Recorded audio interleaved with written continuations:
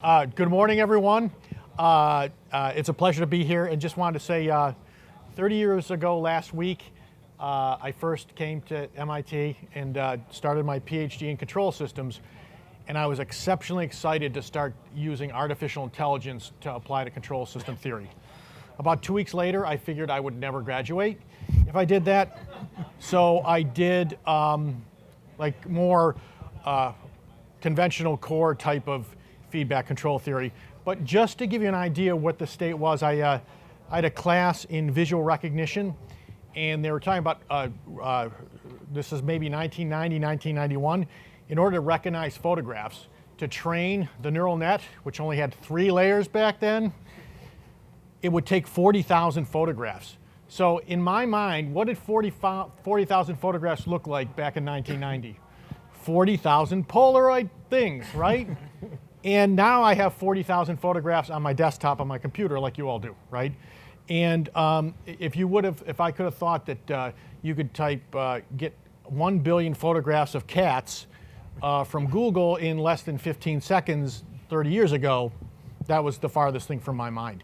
And so one of the things we need to realize here is there's really, I see 3 pillars to this Industry 4.0. It's the technology, it's the people, and it's the system.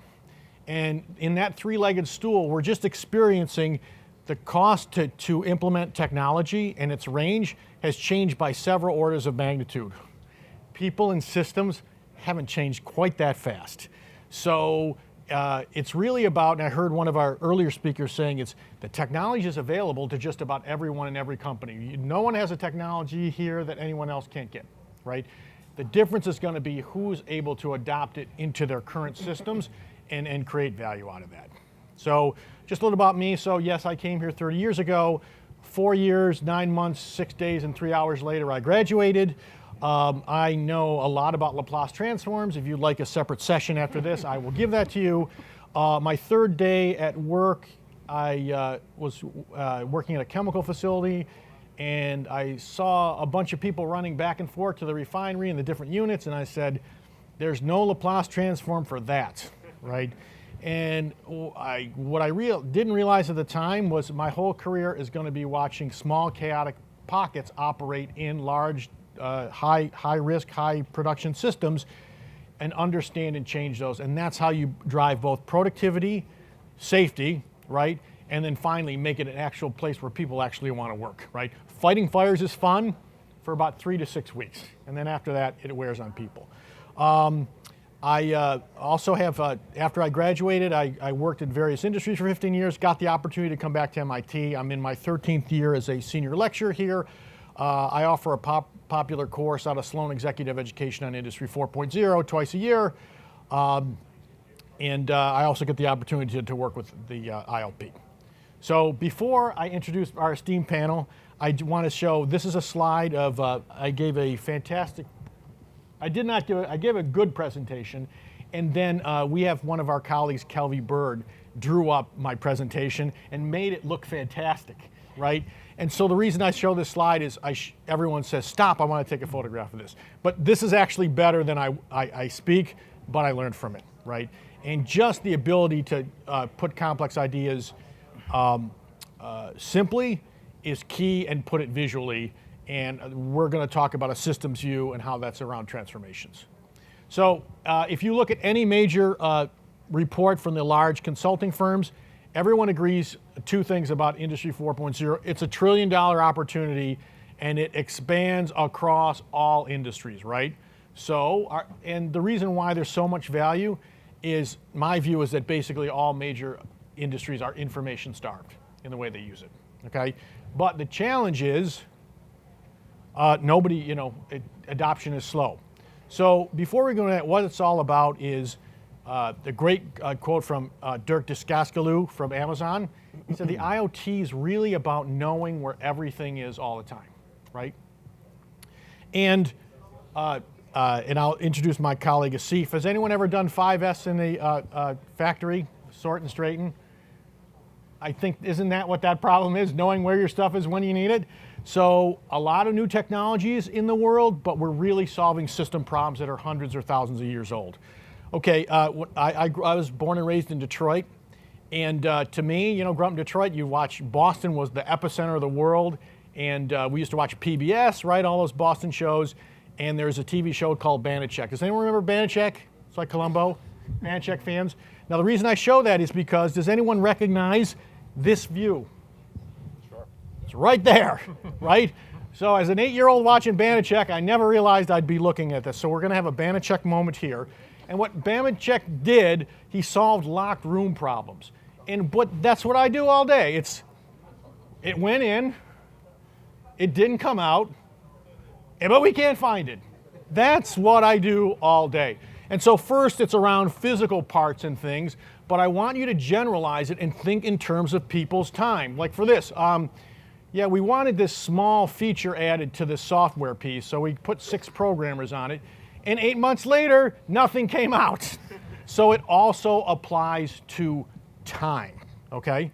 And I also have the great fortune to teach, how many of you heard of Little's Law by chance? So those of you who haven't, you've got some homework. But it essentially says, the formula is L equals lambda W. It's the F equals MA of all operations. And it basically says this. If you've got a production rate, which is lambda, the cycle time, so how long something spends in the system, is related to work in process in inventory. And what I usually find is something's missing, especially around in cycle time, and it means people are building up work in process. And what happens, you know what value does work in process have to the customer who pays us money? 0. And having the fortunate experience to work in a lot of failing companies with a CEF, turning them around, companies go out of business because they build up work in process and then the cycle time slows down. And I think we've already heard several different applications of measuring and improving cycle time right here because of Industry 4.0. And what's going to change is we're going to have much more visibility in that. Last point is, when I first came to MIT, the chemical engineering department was founded by Arthur D. Little, so I thought this was Arthur D. Little. It's actually John Little, up in the Sloan School. So I basically got a teaching job because I knocked on his door and asked about his formula. So, seek and ye shall find, okay? Now, there's a reluctance in adopting this technology. I'm sure you've heard all this quote before from 1974. Why won't these customers buy our awesome technology, right? Well, it goes back to Theodore Levitt's quote is, people don't want to buy a 1/4-inch drill, they want a 1/4-inch hole, right? And what's interesting now is when you're looking, things that weren't possible 40 years ago, now you can go on and buy a 1/4-inch hole. Instead of buying a car, you can buy Uber, right? There's instead of buying a vacation home, you can go to Airbnb, and you can actually find someone to drill a hole in your wall instead of you doing it yourself, right?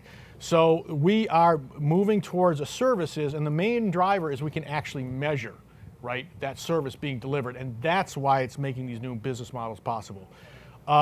Finally, just wrapping up here, before we go to the panel, this is MIT, we need a formula. We need a formula for human behavior, right? Because ultimately, how many people work in companies with people in them, right? So they're a big part of it. And so if we don't change what they do, the outcome won't change. And so what Kurt Levin did here was he made a formula. Behavior is a function of the people and the system that they're in. Now, most of us as leaders like to just think if it's the people, and if we fired them and replaced them, that would change. But how many been where you've swapped out people and staffs and the behavior doesn't change, right? That's because we need to actually change the system. And if we're really smart about it, we'll have the people in the system change it themselves. And finally, this is where technology comes in, because we're trying to change outputs with technology. If we don't do that through the people and the system, it will not be adopted.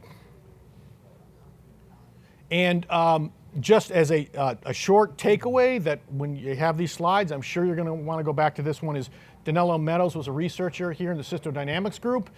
And as we all know, we work in billion-dollar systems. We don't work in greenfield systems. We work in old brownfield systems. You can't change everything, right?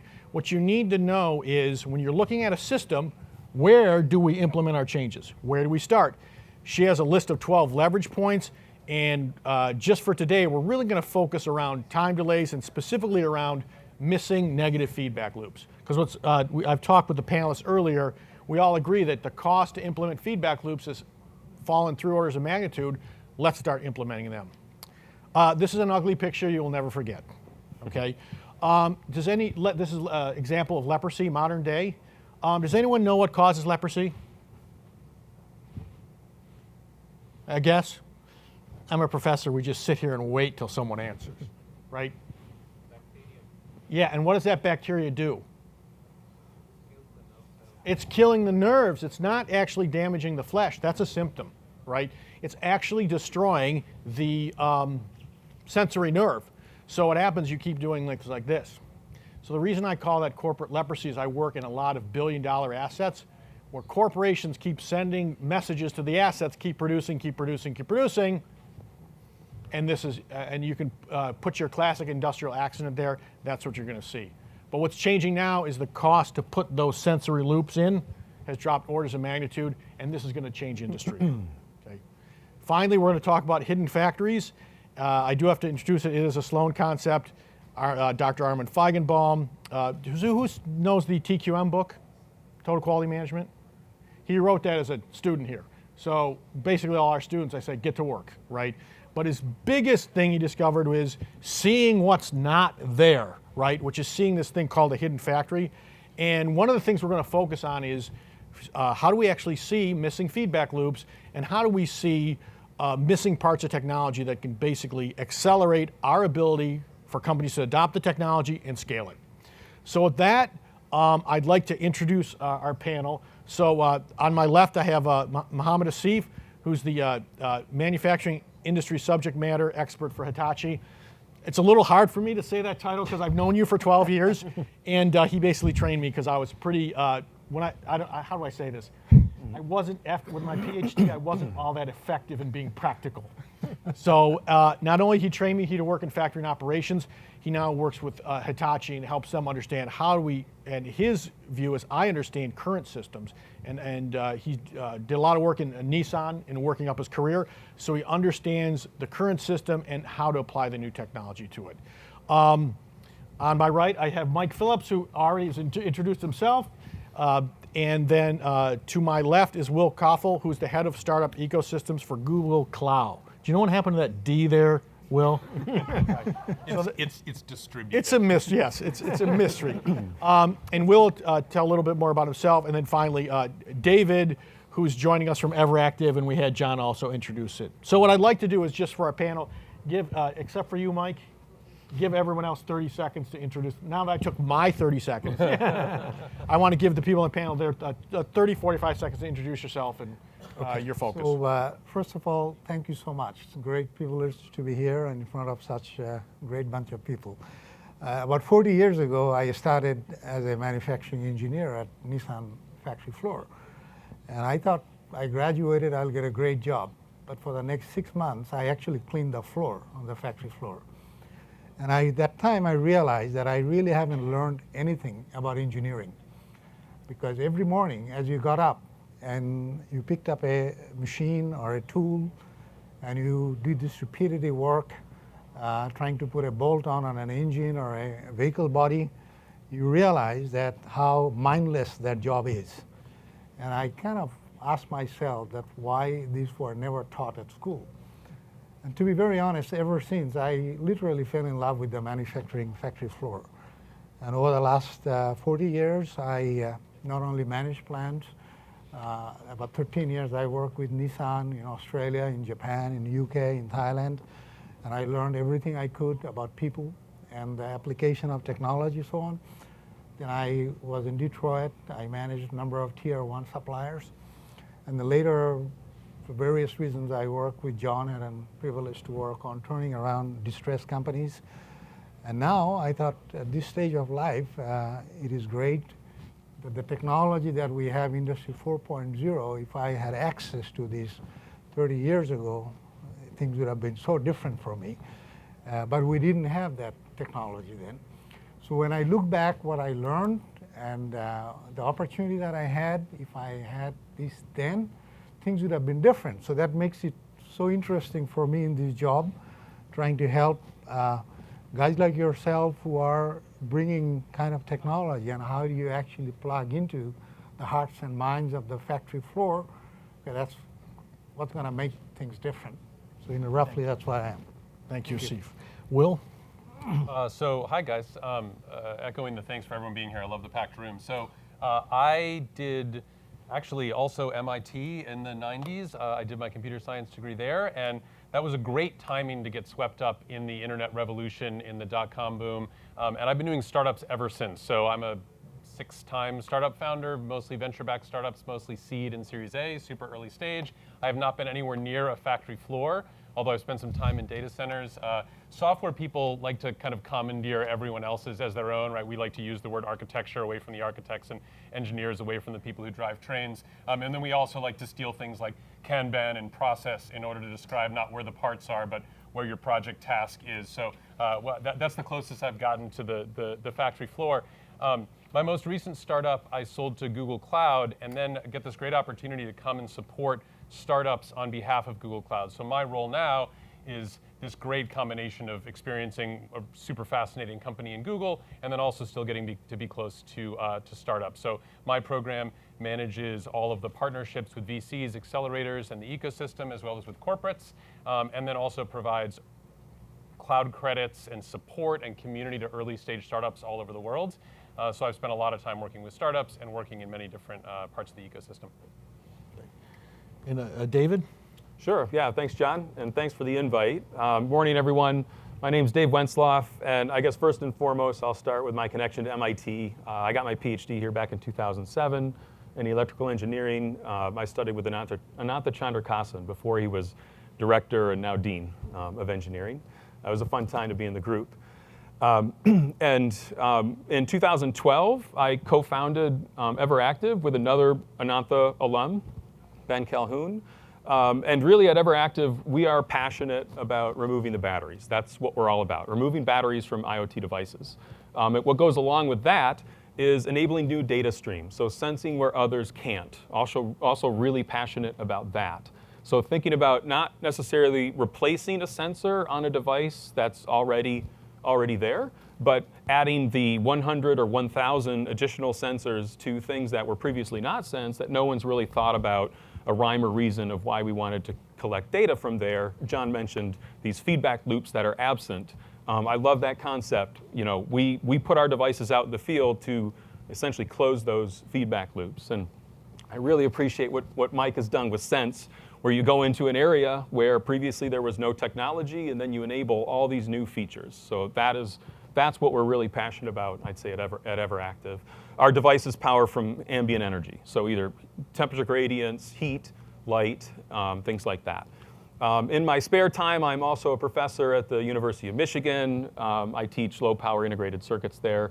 My research is in ultra-low power radio ICs. That technology is what's been spun out into our batteryless sensing devices. That's what enables them. That's the enabling technology there. So that's how we build batteryless devices that connect to the cloud.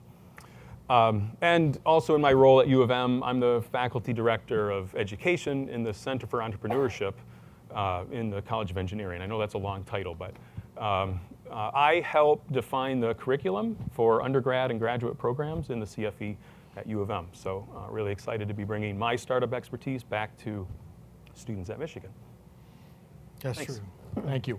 And what I'd like to do for the panelists, I'm just going to ask 2 or 3 questions, and then I'm going to open it up to the audience.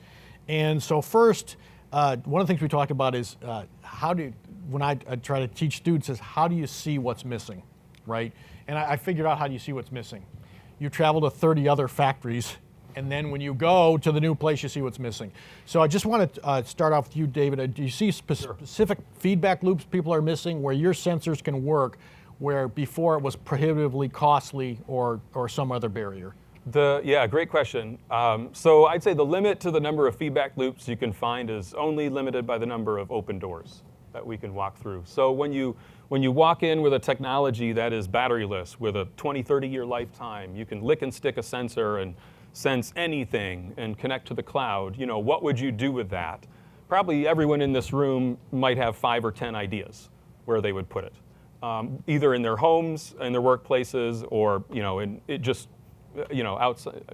outside of those areas. So I think there is, that's why I use the term turning over rocks. A lot of this is just talking to people, talking to potential customers, about what would you use this technology for. A lot of our first two products are a result of that exercise. So, and this is to the home market, Mike, is when did the Xbox go on? When did the Xbox go off? And has the trash been taken out? Can you do that yet? Well, I mean, even the more, first of all, I really like this talking about it from closing the loop, using sensors to close the loop on how things work. I mean, this is very much how we think about it and how we've tried to go about this. And things like when the Xbox turns off, that has some usefulness about your family and so on. The things that we think are the most stark are things like, I mean, to me, it's just crazy that a big chunk of energy use goes to heating and cooling your home. It's a completely open loop. We have, there's building standards, there's equipment, and then it's being operated by humans. All of them fail, right? The buildings don't get built the right way. The equipment doesn't get installed correctly. The ductwork's wrong, and so on. And then it degrades over time. And then people operate it. It's not just the set point on the thermostat. They leave the circulating fan on all the time, or they set it in some weird mode. So without paying attention to that feedback loop, these things are operating far off of how they should be. We spend all this time talking about energy efficiency, about light bulbs and so on. The big gains is in closing that feedback loop for sure. And what size of that market do you think it is in terms of lost energy? Well, I mean, in the U.S., the residential electricity use is like $350 billion a year, and I think half of it could be saved if you did the right half thing. of 350 billion is still Per a year. big number. Yeah. Okay, and it's all basically because we don't. You said it. We have no visibility into how much energy we use. Yep. Okay, that's great. Will, I know you actually are in an interesting space where you're actually working with Google, and your IoT offering is targeted towards startups and helping them scale. Can you tell us a little bit more about that and what their particular needs are? Yeah, I think there's been actually a bunch of talk here about okay, we've got this really interesting technology. I agree with David. Let's go out and ask customers how they want to use it. One of the things that we caution startups on all the time, though, is it's a problem if you go out and no one knows what to use your technology for, right? And they might not because they don't see the thing that they're missing in their factory or in their process. And actually almost as bad is the one where every single customer has a different way they want to use it, because lack of focus will absolutely destroy startups. So at some point there's a place where you have to kind of connect those dots. So one of the things about where those gaps are that we always encourage startups to do is you've got to figure out what the actual customer pain point is, right? What is it that they're really trying to solve? And then you're going to map your technology solution to that. And I think the benefit of the public clouds today, the benefit of this idea that everyone has access to the breadth of technology that was never possible, and pretty much all of the other technologies that others are using, is that you get to then craft a solution. So one example of this is, we see startups who say, we're going to work with farmers out in the fields to manage, I've seen a bunch of things, to monitor and manage the rainfall sensors, to think about crops control from pest and pest control. And they have all sorts of different solutions to this. And a common problem is like, how can they deploy this in a cost-effective way? And they're mapping the technology options to them. So do they need to deploy 10,000 units out into the field? And if they do, the cost profile is really different. It's like a custom PCB or an Arduino or something incredibly inexpensive, versus we've got to deploy 10 of these, per farm, where we can actually put an entire Android Things device out there, have all of the power of machine learning on that device. But in the end, they don't design that without looking towards the customer pain points. And then I think there's all the talk about the hybrid aspect of where the data lives in cloud and where your compute lives, which I know has been discussed a lot today. That's another big theme that we see kind of in the cloud and that we're guiding startups on. And certainly, I'm starting to hear a theme which Asif taught me 12 years ago. Go watch how the work is done, right? And I have pictures of him. He made me sit out in the factory and watch, is where everything came out. It sounds to me, we also have to understand as a startup is when we go from demonstration in the laboratory to prototyping and pilot with 10 units to 100 to millions. That has to be well understood, or else it's going to create some financial problems for that startup. So a classic exponential scaling problem. And what I want to see, so you have the opportunity to not only work in plants, you're working for Hitachi, and who has a industrial strength type platform and vision. How are you going to span So that? Your thoughts? let me just explain. I mean, Hitachi is about 100 years old. It's a close to $80 billion company. They also been involved with IT for the last 50 years, and the operational technology almost 100 years. So the challenge we have now is how we bring that IT and OT together. Because you got to understand, manufacturing, almost every manufacturing company got a lot of legacy. One of the gentlemen said earlier that we don't have data. They are not even sensor ready. Now, when you walk into a factory, what do you see? You see a lot of machines, right? And you can say this machine needs a sensor, it has got PLC, it doesn't have that, I can monitor temperature, I can monitor vibration, then I'm going to tell you that your machine is not working. And you ask the operator, he says, I have known it for 10 years. So what are you going to tell me different? That this machine was no good. So why do I need a sensor for? So now you got to ask the question that, what are you really trying to solve? Now, in a manufacturing industry, the product they produce is what matters. Equipment, technology, everything is a means to get to that point. So the actual measurement of their performance is based by the quality of the product, the volume they get out on time, right, and getting it to the customer at the right time while meeting their productivity. So now, if I tell you that this product, every day I produce 10% of my product defective, where would you look at? Now you look at this value chain. One gentleman talked about monitoring a jet engine. Now you look at that value chain of that jet engine. GE may be making the engine at their site, but you take the value chain all the way down to somebody with a 20 people factory who is probably making a screw that goes into that jet engine. Now, if we talk about applying technology, can we ignore the entire value chain? Can we ignore what's happening beyond the GE site? Because your predictive maintenance, your failure, is actually a factor of all those things that we do not know why. So we are focusing on fixing a symptom, but not necessarily understanding the root cause. So just imagine if we could take our mindset away from just the technology and trying to understand the root cause of all these failures. Where things are we losing value? John talked about hidden factory, inventory, quality, the scrap. If we could deploy all our knowledge and the technology in trying to harness all that, the entire value chain, the cost to the entire ecosystem, not only is the cost, but it's also the environment, right? It is also the people who have never had the opportunity to control a lot of this stuff. Now you are empowering them using leveraging digitization. I think that's where the biggest value is. So when you go to a factory and say, I want to sell a sensor, they're not going to question you because you guys know your stuff very well. And at some point, even those sensors will become a commodity. You go to an automotive industry now, you sell metal, they actually weigh.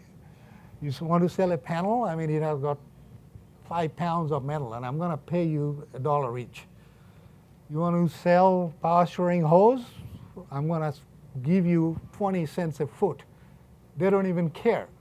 But if you're selling a system that has got everything in it, it has got the intellectual property value. It has got other value. So the startups and all these great ideas, they all need to come together and not look for a point solution, but overall system solution that allows organization to move from this level to that level. And that's the kind of solutions manufacturers are looking for, and that's really our biggest challenge. Yeah, and I think that raises a good point. There's the starting project, but most of the value is actually in the connecting the different companies throughout the supply chain. And if we don't start with that in mind, we're going to limit ourselves to our own 4 factory walls. You know what I'd like to do now is I think this is a great time to open it up to some of our audience's questions, both what you've seen this morning and from what you're seeing in your own experience in the field.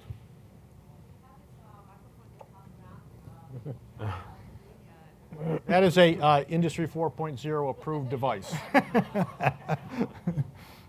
And they're super fun. Oh boy. Well, for people who have never actually seen this device before, it's super fun. It actually has an accelerometer in it that turns off the mic while it's flying. That's good. So that when it's being caught, it doesn't create mic sounds. Very clever. Great. Hi. So, Mike, you talked about kind of one of the things you regret and that you didn't predict was how slow some companies are in interacting with you. For example, the utilities providers. So, a question to all of you is, what are some of your ideas for, as you're moving along with your own venture, hiding those latencies and still getting to market as fast as possible, despite all of these other companies you're interacting with being slower than they should be? So we actually are not surprised that this has happened. I mean, like one philosophy that we've had, and I think it's actually a good one for companies to try to make use of, is take, too much of tech is focused on the tech world. And I think the really interesting opportunities are at the intersection of tech and other much bigger industries in the world. And those, by their very nature, tend to move more slowly for good reasons, right? I mean, if you're putting an electrical panel in a home or a meter on the side of the house that's got to last for 20 years, you got to be really deliberate and careful about how to do it. So there's just definitely a mismatch in the timing, and it's not for any, it's for real reasons and good reasons, but it's still a good way to work. And the way that we've dealt with it is by simultaneously working with utilities, working with electrical infrastructure providers, builders, simultaneously doing that, and having a consumer-facing product that we can sell on Amazon to let us not have to wait. But because we're doing it in the home, we have that ability. I don't know how that translates into the factory world, if there's ability to do mismatch timing in that way. So, no one liked my Xbox joke. I'm disappointed. But the reason I raised that is because in small factories, and I've done this, is you can use simple inferential signals. And in one example, we were losing 45 minutes of production a day, and the system was shutting down for 15 seconds every 20 minutes. So that's why they didn't see it. We did things in that small and mid-sized company they let you do things you could not do in a larger company. However, they're a tier, as Asif says, they're a tier supplier to the larger companies. So the larger companies then saw what we did with the smaller companies. So if you can see how that scales through that chain, that's an entryway into working with larger companies, is starting with their smaller suppliers. Yeah, I think it's easy for a startup in particular to get lured by what I think, in my experience, is the siren song of giant companies saying, that's great, we'll do stuff with you, and you can easily run out of money while waiting for your giant partner. So I always caution startups against that, but I think for many of them, and certainly in this industry, those are your customers, right? So when you ask the question, well, what else can we do? I find that a lot of startups, because they're so forward-looking and there's so much vision and there's so much technology and disruption, they're focused really on how much they can achieve, and they fall victim to what I call the origami approach to their stuff. So when you guys have done origami, you follow this fold and then fold 2, and then you unfold and then fold 3, and you go all this. By the time you get to fold 40, you sort of go like this and you expect a crane. But usually we go like this and we get a wrinkled piece of paper. And I think the thing is, you should be working with large companies to identify the value of every single fold, and do not underestimate the time that it's going to take to do each of those. And so what you want is wins all the way along that path, and you've already made a mistake if the value you deliver to that organization isn't until fold 40. Take too long. And just want to thank Will Koffel, author of The Origami Effect. Dave. Sure, yeah, well, I'll maybe answer that in a couple ways. So from a technology perspective, I think there are barriers that you can knock down, and those get identified by our customers, and as you knock those down, it gets simpler to deploy your technology in their environment. So I'll give you an example. Connecting to a factory's Wi-Fi network, lockdown, or LTE. So there's a technology solution that can solve a problem, which is how do you deal with a large company's IT infrastructure, which you typically don't want to touch with a 10-foot pole. And then there's other things along the lines of deployment, or pairing and provisioning, we call it. But how do you install these things? Is it easy? Is it lick and stick? Or does it need a licensed contractor to do it? Does it take an hour, or does it take a minute? So I think those things, as those come down over time, that pairing and provisioning, that installation process gets easier and easier. We'll see more adoption. And just over time, we've seen this time scale has reduced with our large customers, industrial customers that we're working with, faster deployments or shorter pilots, shorter times deployments. Thank you.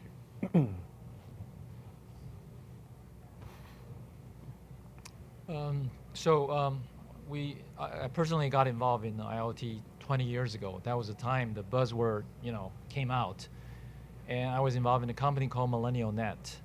At that time, everyone was focusing on the mesh networking technology, the ubiquity to computing. And 20 years later, from especially this morning's talks, nobody talked about connectivity, because I assume that last mile problem has been solved. But still, IoT is not really, as predicted by IDG 20 years ago, is going to take off once we solve that last mile problem. So I understand today we have data processing, whether we do it locally or in the cloud, or security, or power harvesting issues. So other than that, what are the factors that really, holding back the IoT potential? Because the hockey stick is not here yet. Okay. I can start. Sure. Connectivity. Great. I'm glad you brought that up. I love connectivity. So we build our own radios in EverActive. We built radios that are proprietary. We built ones that are standard compliant. Our Gen 2 products talk up to 300 meters in dense industrial environments. They talk about a kilometer line of sight. And they talk to one of our gateways today, but EverActive is now part of the 5G or the 3GPP group to define the next generation of IoT standards within 5G. Ideally, we get rid of the gateway. We talk directly to cell networks. So we've been able to demonstrate that with continuous communication, low latency, always on networks using essentially our low power IC technology. So I think there are technology plays to solving that connectivity problem. You're dead on the connectivity. Wireless communication is the largest power consumer in these batteryless or battery operated devices, I should say. That's one. You asked about what are the challenges to scaling? There's this vision of a trillion node IoT, and initially I think we were supposed to be there by now. 2018 was the early initial projection. Now it's revised to 50 billion by 2030 or something just depressing like that. Where are we at today? I think we're at around 20 billion devices deployed today. It's maybe around there. So we're nowhere close to the 1 trillion. So how do we deploy that 1T minus 20B, rest of devices? What are the challenges? And again, I go back to what I was saying earlier. Make it easy, make it cheap, and make them talk anywhere. So if these devices are 5G connected, for example, and they can tell you where they are, and they don't run on batteries, they're maintenance free. They live forever, they're maintenance free. I think those are keys to getting more of those devices out there, or at least getting them out there faster. But I think connectivity is just one issue on consumer products and all that. They're selling trillions of stuff on sensors, thermostats to smart washing machines and all that. But in the manufacturing industry, the challenge is really how do you hook up with legacy equipment, and how do you bring the value to them. And by and large, I think people, when they go to the manufacturing companies, they talk about their technology. It's almost like you go to a doctor, and the doctor talks about the medicine, doesn't want to talk about what your problem is. And the IT, who traditionally has managed on top of the OT side, I don't think they truly understand the needs of the factory floor. So, and they don't understand the process itself. And I think if groups of people get together, cross-functional teams, and they discuss what is truly the user's requirements. What are you trying to achieve? So if you go to a facility and say, I'm going to put this technology and I'm going to take 10% of the people off, how many people are interested in working hard just to lose their job? Nobody. And it was the same story when Lean first came in, and a lot of you know about Lean. The idea of Lean was to eliminate people.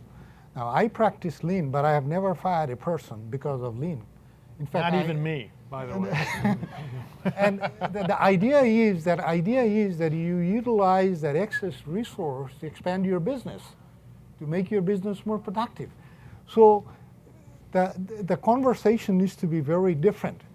And most importantly also that what are the benefits it brings to the people on the floor? Like I said earlier, that it was tough 6 months I worked on the factory floor. And I realized this is not what I wanted to do all my life. But I feel really bad about those people who are stuck in this environment. So as an engineer, as a technocrat, what is really our responsibility? If we cannot improve the lives of those people in the factory floor, we don't empower them to make better decisions that they can enhance their life, then as a society, we also lose focus on the value of technology. It has got no meaning. So we cannot just be profit-driven. We also have to be driven by what social value it brings. So if you have good technology, good ideas, if you could connect it that way, it makes a big difference. 75% of the manufacturing industry in this country employs less than 20 people. 75%. And 89, no, I think the number is 98% of the industries are a small business in this country. Now ask yourself the question, why, who is looking after them? And why aren't we reaching out to them? I think you mentioned that if you can have a success story in one place, you could replicate in thousands of places. And these guys do not have that expertise. So you don't have to start very big. You just have to have great success, take care of all the things that they need. So I suggest you guys partner with people who understand manufacturing. I'm not necessarily saying it's me, right? And try to understand what their requirements are. And so in every step of the process, the people have to be seeing the value. So we buy through an IoT device, if I can stop that or I can prevent producing 5 bad parts, it's good for me, it's good for the company, it's good for the customer. Right? If I can turn I sent, a long time ago, I sent a bunch of people to Toyota to have a look at their warehouse. And the guys came back, says it was great, but the place was very dark and I didn't like that. And I said, why would racks full of parts need a lot of light? That's the mindset, right? It's the mindset. So you guys really have to understand what drives the factory, and it is where our people are employed, and this is where they need that help. So a great institution like this, all this innovation, if they can reach not only just the household, but all these small mom and pop shops who are part of the entire manufacturing ecosystem, that would be a great system. And sometimes the big companies can learn from them. And just as a profound point is a lot of when the offerings in the company tech comes, they're to save money and cut costs. And the people on the floor are really more interested in sustainability, i.e. sustaining the whole system. So it's very interesting that listening to people on the floor actually have a better perspective than from the vendors. That's great question. Anyone else, or should we have our next question? Where's our cube? Let's try that out if it works. All right. All right, good throw. Well, good catch. Is this mic on? Good. So I want to go back to a point that was made earlier about cybersecurity. One of the startup guys said cybersecurity is sort of a barrier to implementation of IoT. I wonder if you guys could comment on your thoughts on sort of the sorry state of cybersecurity right now in IoT. Leading the witness. Well, that's okay. So that's my field, and it's also my opinion. So feel free to refute it.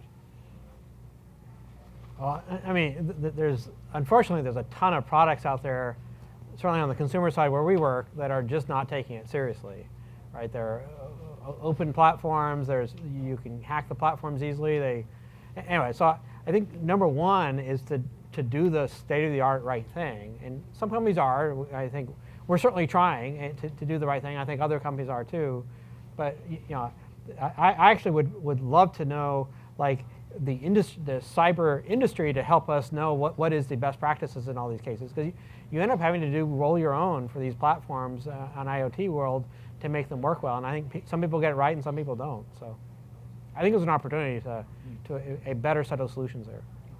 It's super important. I think that's right, and I think we're seeing that maybe not as quickly as we'd like, but certainly the public clouds, Google and all the others, are spending a lot of time saying not only you should be employing best practices, never roll your own if you're not a cybersecurity company, don't do that.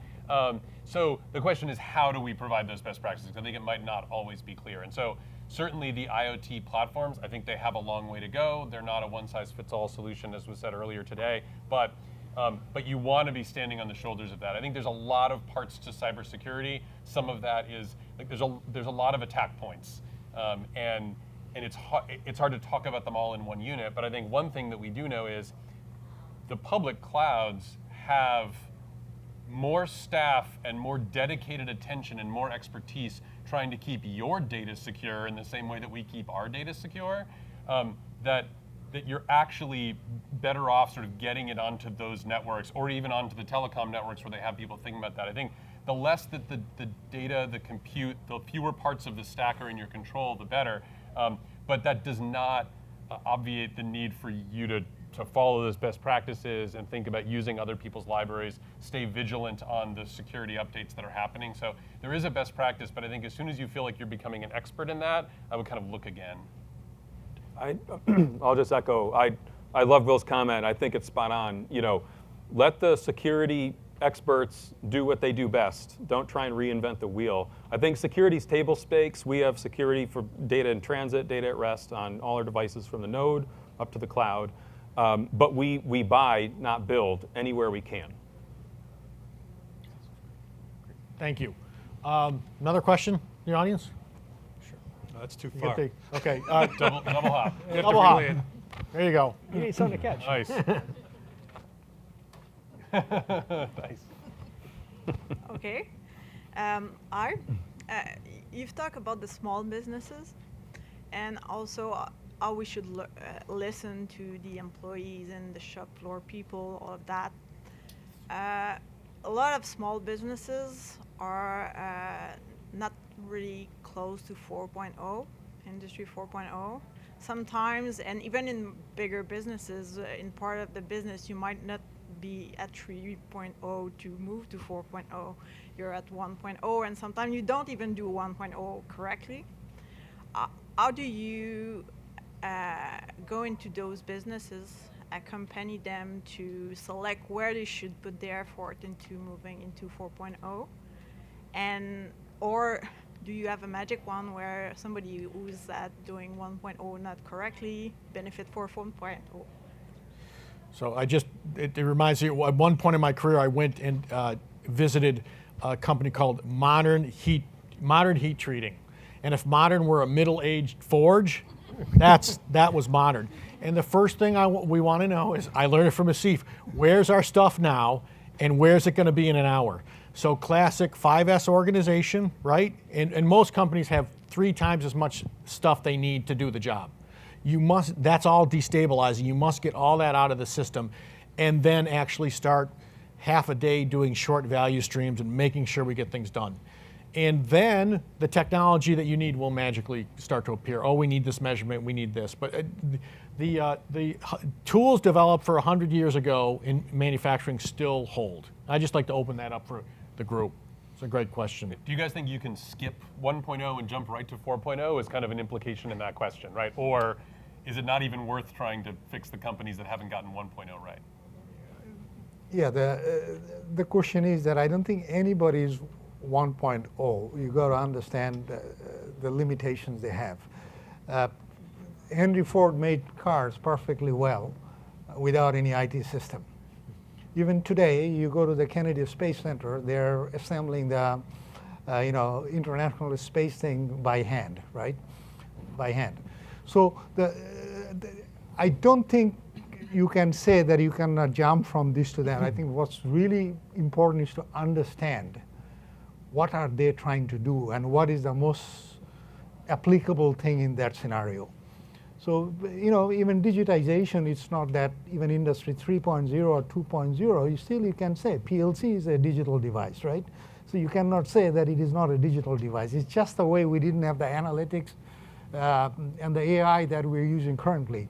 Now, does every company need analytics? Maybe not. So we don't need to overkill everything. So I think it also needs to follow a continuous improvement path. And I think that's a very important thing, that you cannot think that overnight, like the word disruptive technology is a very bad word for manufacturing. They don't want to hear the word disruptive. You can say this is a helpful technology, this is a supporting technology, but please do not say it's disruptive technology because they hate that word. They don't want any disruption. Don't skip to fold 40. Right. There we go. So do not say that. You can say that on a telecommunication. You move from analog to digital. Yeah, that's fine. It's just like, if it's IT based, you can say that. So I think the most important thing is to understand, and I think John said earlier, there is no point putting a digitization on a bad system because it does not necessarily enhance the system's capability.